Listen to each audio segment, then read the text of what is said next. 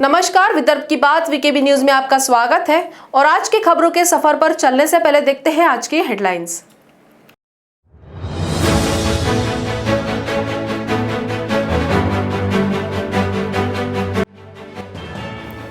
Vaccine की खेप नहीं पहुंची तो महाराष्ट्र में वैक्सीनेशन ठप होने की आशंका। स्वास्थ्य मंत्री राजेश टोपे ने कहा केवल 14 लाख डोज ही बकाया।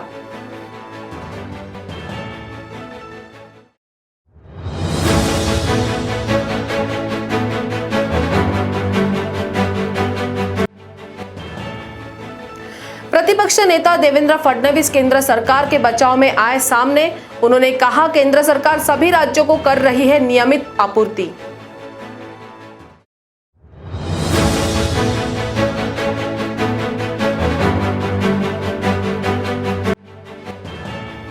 और बुधवार को नागपुर में बना कोरोना से मौतों का नया रिकॉर्ड। एक ही दिन में 66 कोरोना पीड़ितों ने तोड़ा दम।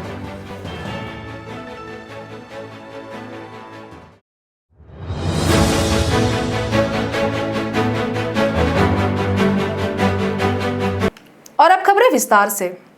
स्वास्थ्य मंत्री राजेश टोपे ने स्पष्ट किया है कि महाराष्ट्र में केवल 2-3 दिनों की ही कोरोना वैक्सीन का स्टॉक बचा है।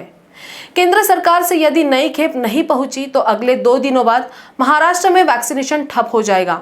उन्होंने कहा कि महाराष्ट्र में केवल 14 लाख डोज स्टॉक में है और रोजाना 6 लाख से ज्यादा टीकाकरण हो रहे हैं। फिलहाल महाराष्ट्र में कोरोना के वैक्सीन के 14 लाख डोज ही उपलब्ध है। केंद्र सरकार ने रोजाना 6 लाख टीकाकरण करने का आह्वान किया है। इस हिसाब से यह 14 लाख डोज केवल 3 दिन ही चल सकते हैं। अभी तक केंद्र से वैक्सीन की आगामी खेप नहीं पहुंची है। यदि समय पर केंद्र से वैक्सीन की खेप नहीं पहुंची तो महाराष्ट्र में टीकाकरण बंद हो जाने की स्थिति उत्पन्न होने की आशंका राज्य के स्वास्थ्य मंत्री राजेश टोपे ने व्यक्त की है। टोपे ने केंद्रीय मंत्री हर्षवर्धन से मांग की है कि केंद्र से हर सप्ताह कम से कम 40 लाख वैक्सीन की आपूर्ति की जाए। कल 6 बजे बहुत डिटेल में हमारी पीसी हुई। मैंने उनके पास 4 मांगे रखी है। पहली मांग है कि वैक्सीनेशन हम 6 लाख के रेट से करने जा रहे हैं और उस रेट से अगर हम वैक्सीनेशन करने जा रहे हैं तो हमारे को वीकली 40 लाख वैक्सीन के डोसेस लगेंगे। आज हम 4.5 लाख तक, अभी तो रोज 4.5 लाख हम वैक्सीनेशन कर रहे हैं, लेकिन ये संख्या 2-3 दिन में बढ़ेगी तो हमारे को वैक्सीनेशन की संख्या बढ़ा के देना चाहिए।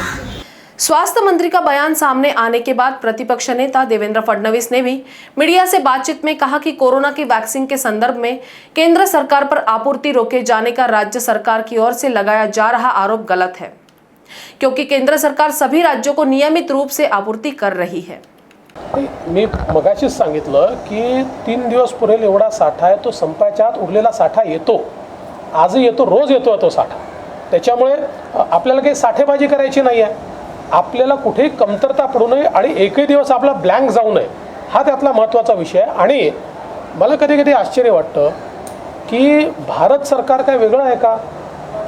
ह्या सगळ्या गोष्टी मीडियात बोलायच्या ऐवजी भारत सरकारसोबत चर्चा करून आम्हाला कशा प्रकारे पुरवठा पाहिजे, आम्हाला कुठे पुरवठा पाहिजे, कुठली वॅक्सिन पाहिजे, काही ठिकाणी कोवॅक्सिन कमी आहे, काही ठिकाणी कोविशिल्ड कमी आहे, आम्हाला इथे कोवॅक्सिन पाहिजे, या सगळ्या गोष्टी त्या ठिकाणी का करता येत नाही?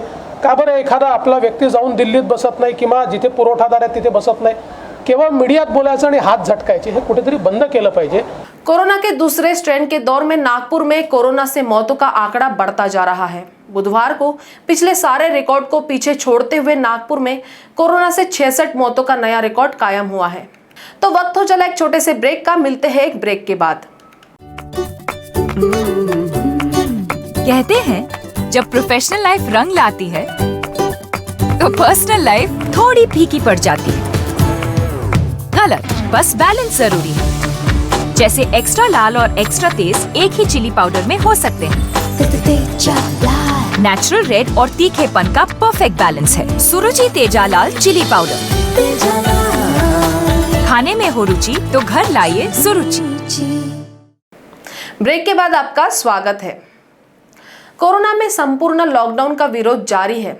इसे नागपुर के इतवारी, गांधीबाग, सेंट्रल एवेन्यू तथा सीताबर्डी के व्यापारियों ने अन्यायकारक बताया है। व्यापारियों का कहना है कि इस प्रतिबंध से छोटे व्यवसायियों और फुटपाथ पर छोटी छोटी दुकानें लगाकर परिवार चलाने वालों के सामने मुसीबत खड़ी हो गई है। कोरोना की तीव्रता को देखते हुए राज्य सरकार की सूचना पर नागपुर महानगर पालिका द्वारा नागपुर शहर में लगाए गए कड़े प्रतिबंधों का व्यापारियों द्वारा विरोध किया जा रहा है। नागपुर के इतवारी, गांधीबाग, सेंट्रल एवेन्यू तथा सीताबर्डी के व्यापारियों ने इस प्रतिबंध को व्यापार जगत के साथ छोटे दुकानदारों के लिए भी अन्यायकारक बताया है। व्यापारियों का कहना है कि इस प्रतिबंध से फेरी वाले, फुटपाथ के छोटे दुकानदारों को भी आर्थिक परेशानी का सामना करना पड़ रहा है। पार्क में जाना अलाउड है 8 बजे तक के, तो वहाँ कोरोना वायरस के केस नहीं होंगे। लोग दुकानें बंद करके पार्क में बैठे और दुकानें यहाँ पे बंद करके व्यवसाय खराब करो, सब कुछ खराब करो। गवर्नमेंट जो है बराबर काम नहीं कर रही है, इसके वजह से कोरोना केसेस सिर्फ महाराष्ट्र में बढ़ रहे हैं और कहीं नहीं बढ़ रहे। तो उन्होंने अपने आप को ठीक करना चाहिए। लोगों को दुकानदारियाँ बंद करके कोई मतलब नहीं है। लोग चिढ़े हुए हैं और 25 दिन कोई हालत में दुकान हम बंद नहीं रखेंगे। मुंबई में भी कड़े प्रतिबंध के खिलाफ भाजपा नेता अतुल भातखलकर के नेतृत्व में व्यापारियों ने विरोध मोर्चा निकाला और नारेबाजी की।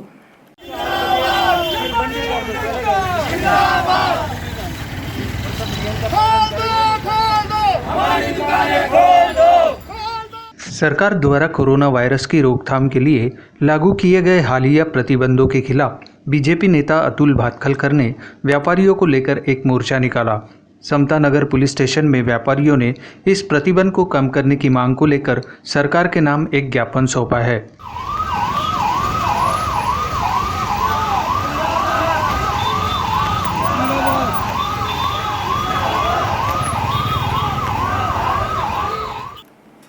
गिट्टी खदान पुलिस ने किसी आपराधिक वारदात के इरादे से देसी कट्टा लेकर घूम रहे एक युवक को काबू करने में सफलता पाई है। उसके पास से एक देसी कट्टा और 2 जिंदा कारतूस बरामद किए हैं। गिट्टी खदान पुलिस ने बोरगांव के पटेल नगर परिसर से एक व्यक्ति को देसी कट्टा और 2 जिंदा कारतूस के साथ गिरफ्तार किया है। आरोपी पटेल नगर निवासी आबिद अजीमुल्ला शेख है। पुलिस के अनुसार आरोपी इससे पूर्व भी आपराधिक वारदातों में लिप्त रहा है। कट्टा लेकर उसके घूमने का इरादा क्या था, इसका पता लगाने का प्रयास पुलिस कर रही है। आज पुलिस स्टेशन गिट्टी खदान हद में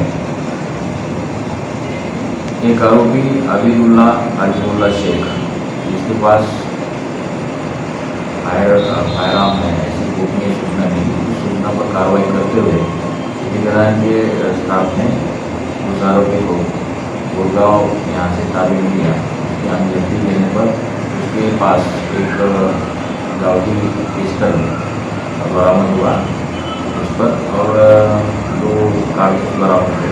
उस पर धारा 325 भारतीय हथियार कायदा में गुना दाखिल किया गया है। आगे का तपास किया जा रहा है। चंद्रपुर जिले में बढ़ रही कोरोना के मरीजों की संख्या के मद्देनजर पालक मंत्री विजय वडेट्टीवार ने चंद्रपुर मेडिकल कॉलेज के महिला अस्पताल में 100 अतिरिक्त बेड की व्यवस्था किए जाने की जानकारी दी है। साथ ही कोविड सेंटर बनने के लिए सैनिक स्कूल का अधिग्रहण किया गया है। चंद्रपुर जिले के पालक मंत्री विजय वडेट्टीवार ने चंद्रपुर के शासकीय मेडिकल कॉलेज में एक पत्रकार वार्ता के माध्यम से चेतावनी दी है कि चंद्रपुर सहित पूरे महाराष्ट्र में कोरोना के दूसरे स्ट्रेन की तीव्रता अधिक है। चंद्रपुर में रोजाना हो रहे टेस्ट में 18% कोरोना पॉजिटिव सामने आ रहे हैं। इन पॉजिटिव में बच्चों और युवाओं की संख्या 33% है। इस कारण मेडिकल कॉलेज के महिला अस्पताल में 100 अतिरिक्त बेड की व्यवस्था की गई है। जिले में टीकाकरण में तेजी लाने के साथ ही आगामी 4-5 दिनों में उत्पन्न होने वाली स्थिति के मद्देनजर सैनिक स्कूल का अधिग्रहण कर वहां कोविड सेंटर बनाया जा रहा है। हिंगन घाट में कॉलेज प्राध्यापिका अंकिता पिसुड्डे को पेट्रोल डालकर जिंदा जलाए जाने के प्रकरण की सुनवाई जिला व अतिरिक्त सत्र न्यायालय में शुरू हो गई है। 6 अप्रैल को वीडियो कॉन्फ्रेंसिंग के माध्यम से 5 गवाहों का परीक्षण किया गया। हिंगन घाट में फरवरी 2020 में हुए कॉलेज प्राध्यापिका अंकिता पिसुड्डे हत्याकांड की सुनवाई जिला अतिरिक्त सत्र न्यायालय में शुरू हो गई है।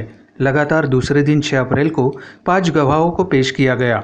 इनमें पंचनामा करने वाले police constable Manoj Lohkare, MIDC Butibori से आरोपी को गिरफ्तार करने वाले बुट्टीबोरी के पुलिस अधिकारी विनोद ठाकरे, नोडल ऑफिसर दत्ता आगरे, आरोपी जिस कंपनी में काम करता था वहां के सुपरवाइजर दीपक ठाकुर की वीडियो कॉन्फ्रेंसिंग के माध्यम से गवाही ली गई।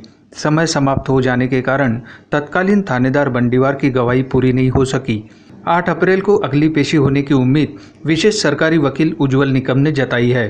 तो खबरों के सफर में आज इतना ही। आपसे फिर मुलाकात होगी, तब तक बने रहिए वीकेबी न्यूज के साथ। नमस्कार।